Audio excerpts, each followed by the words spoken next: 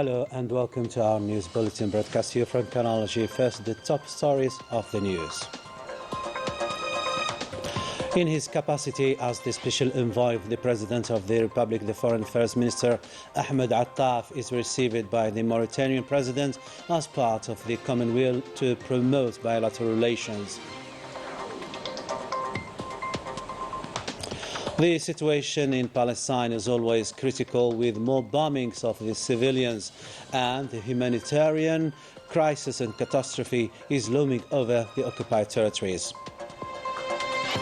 And the Moroccan government and media are severely castigated by the former envoy of the US Secretary General Christopher Cross for promoting false accusations against him while fulfilling his mission.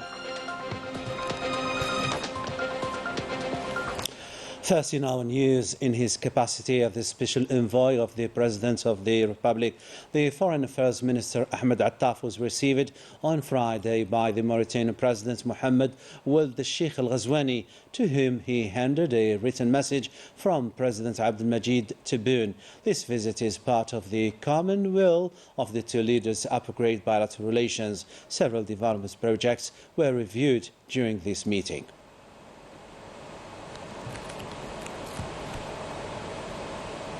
And following the audience, the Foreign Affairs Minister had this to say. جئتكم اليوم كمبعوث خاص حاملا رسالة من سيادة الرئيس عبد المجيد تبون. I am here today as special envoy bearing a message from President Abdelmajid Tebboune to his brother President Mohammed Ould Sheikh Al Ghazouani, our two leaders who have a common ambition to upgrade the Algerian Mauritanian relations. They are also committed to consolidate peace and stability in our region as well as the neighboring countries. The meeting I had today was a good opportunity to reiterate the paramount importance attached by our two presidents for communication and coordination at all levels, and their great satisfaction regarding the results achieved so far to consolidate bilateral cooperation in all spheres. With confidence and optimism, I can say that these relations are at boom, particularly in terms of integration projects agreed upon by the two presidents. And the Foreign Affairs Minister Ahmed Attaf held bilateral discussions with his Mauritanian counterpart Mohammed Salem Ould Marzouk. The two sides reviewed a number of files related to cooperation and partnership, now burgeoning due to the great importance attached by the two countries' leaders. The General Caliph of the Tariqa Tijaniya of Brotherhood, Sid Ali Bal-Arbi, was received by the Mauritanian Prime Minister Mohammed Ould Bilal Masoud, who hailed this visit deemed as a spiritual impetus likely to upgrade the bilateral relations to the level of the two leaders' aspiration. The General Caliph voiced his satisfaction for the warm welcome, denoting the authenticity of the Mauritanian people. To cooperation now, Algeria and Germany signed the Common Intention Declaration relating to cooperation in the field of hydrogen cooperation. Other partnership agreements were concluded also between Sonatrach, Sonalgas and other German enterprises. More details with Ines Killo.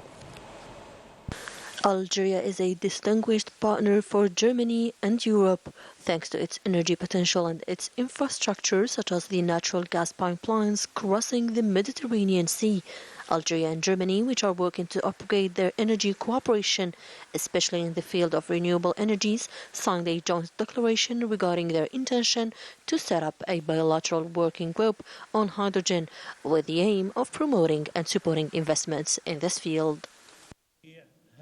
We discussed several points related to energy, renewable energies and hydrogen development. As you know, Algeria has embarked on a strategy within the framework of the energy transition, which requires technological support and expertise to master and enhance renewable energies with the aim of contributing to the creation of economic opportunities. This partnership was crowned with the signing of an agreement between the national hydrocarbons company Sonatrach and the German company VNG for the delivery of natural gas to Germany. A memorandum of understanding between Sonalgas and the German Federal Association of the Solar Industry was also concluded. The aim is to strengthen national technical capacities through the exchange of technical expertise so as to master the full range of know-how in the medium term with a view to the manufacture and local integration of solar energy equipment. I hail Algeria, the country that helped us during 2022 and 2023 by supplying us with energy. And I would like to extend my sincere thanks to you. We are called upon today to develop our partnership, especially in the field of energy, and to enhance investments, as these agreements reflect the excellent relationship between the two countries. The trust binding in us is likely to offer new prospects in strengthening the German-Algerian energy partnership. Algeria, which is relying on renewable energies, intends to become a major producer of hydrogen, enabling it to meet 10% of the European Union's needs by 2040. Let's move now to the Middle East to shed light on the latest development in Palestine, still savagely pounded by the Zionist war machinery, notably in the West Bank and Gaza, leveled to the ground. In the meantime, the Palestinian people have displayed a great deal of solidarity among each other to face up the bitter reality and a heinous genocide. Leticia Sadqawi reports. Despite an unbearable humanitarian situation with a severe lack of the most basic living conditions, such as food and clean water, an exceptional solidarity and determination are displayed by Gazans in this dire situation. Despair did not get to Palestinians, astonishing the world with their moral strength. Rafah roads in south of Gaza Strip bear witness of the destruction perpetrated by the Zionist occupiers so far. Displaced families are seeking refuge there, mourning their dead and praying for the survival of their beloved ones still struggling.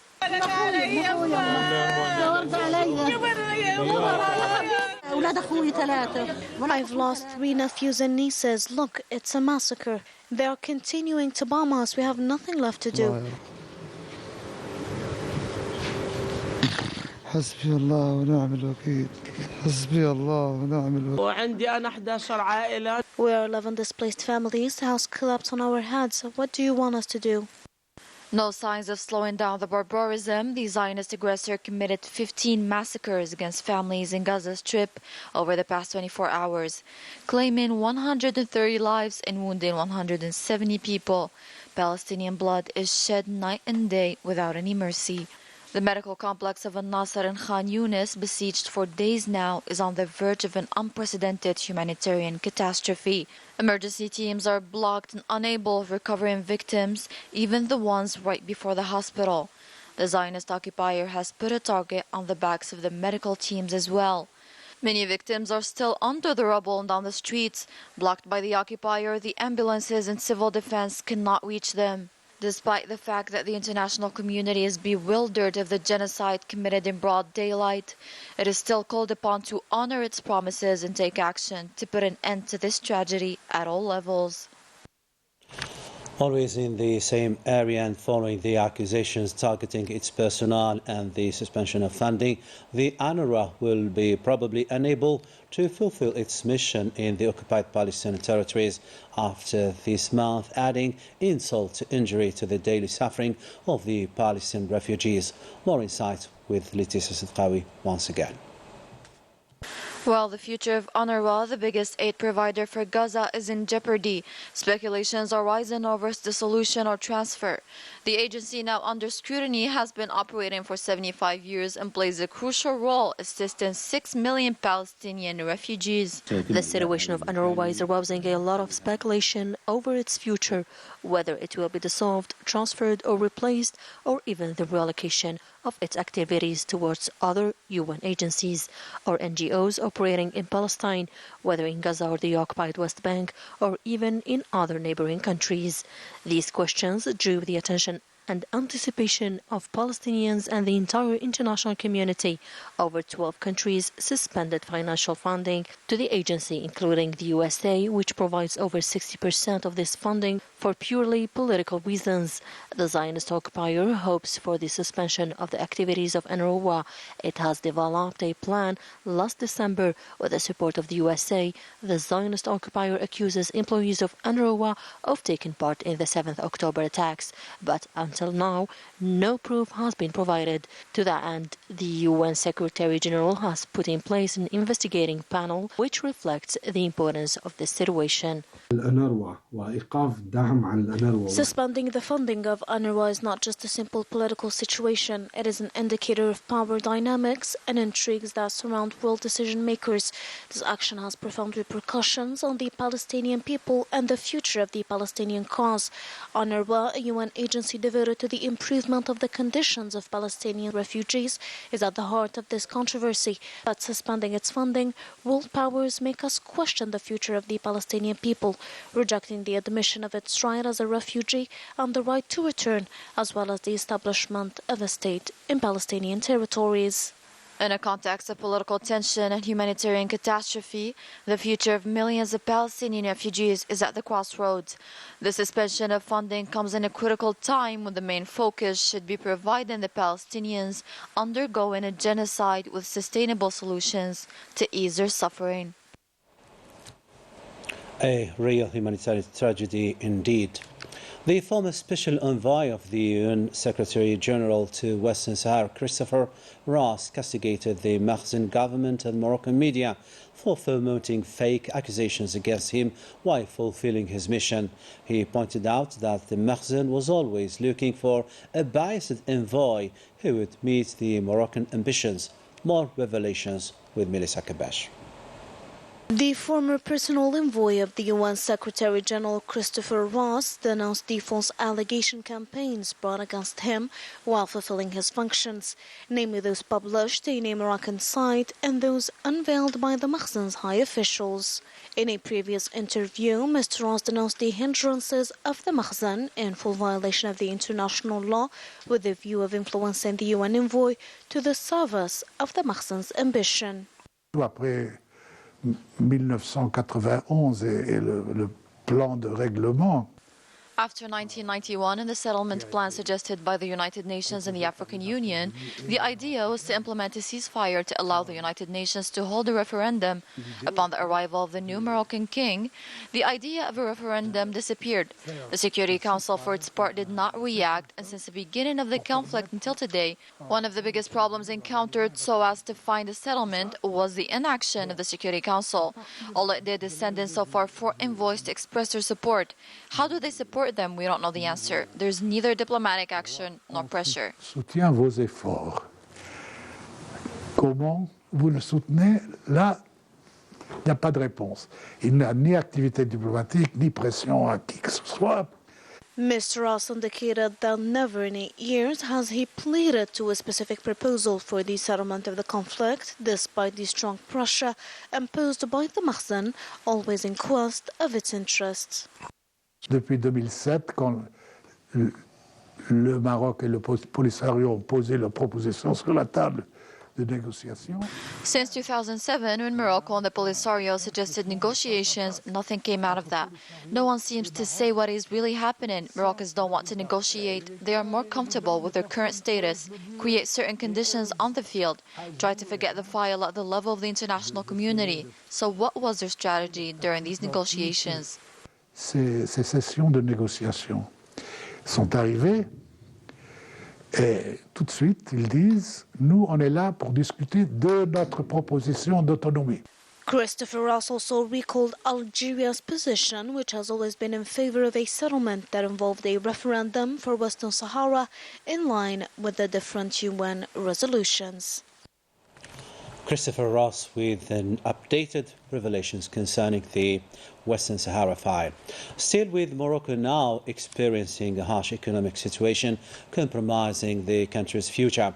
The current regime is totally unable to face the multifaceted crisis that may lead to a serious social unrest and further economic problems in Escalou once again.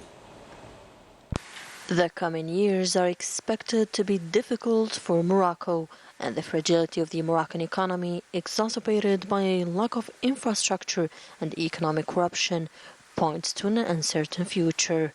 The recent decision by Mauritania to significantly increase customs duties and transit on Moroccan products, especially vegetable, has further weakened the agricultural sector, which has already been affected by drought and the loss of some foreign markets. الصادرة من طرف السلطات المغربية بأنها لا تعكس الواقع الأمر، خاصة وأن الاقتصاد المغربي جزء منه كبير جدا يصل إلى 80%.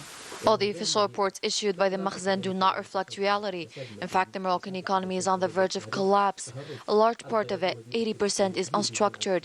This is exacerbated by the extent of the corruption that is plaguing the country. According to experts, Morocco will face multiple crises and financial difficulties in the coming years, as evidenced by some indicators such as drought, a decline in exports of agricultural products, and the loss of some European and especially African foreign markets due to Mauritania's decision to increase customs duties and traffic fees on vegetable, reaching 171%, and the conflicts between agricultural union organizations in the old continent are likely to lead to a slowdown in economic growth.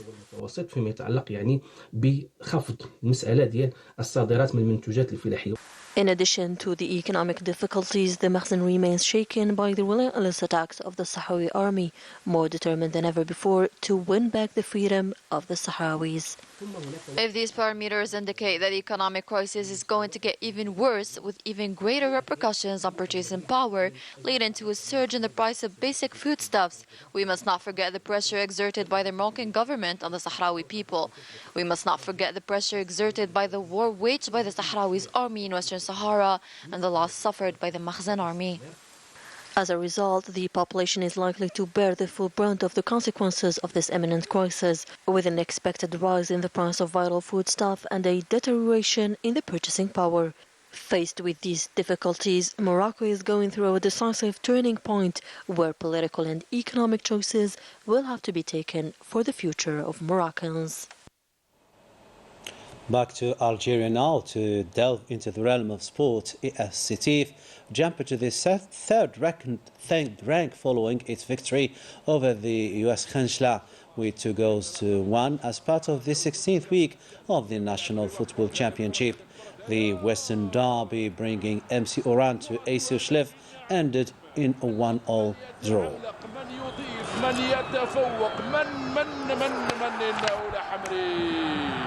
في نفس المكان وفي نفس المكان وسجل في الثانية بعدما سجل في الأولى.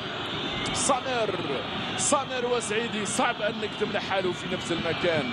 صعب صانر وسعيدي والله يا صامر.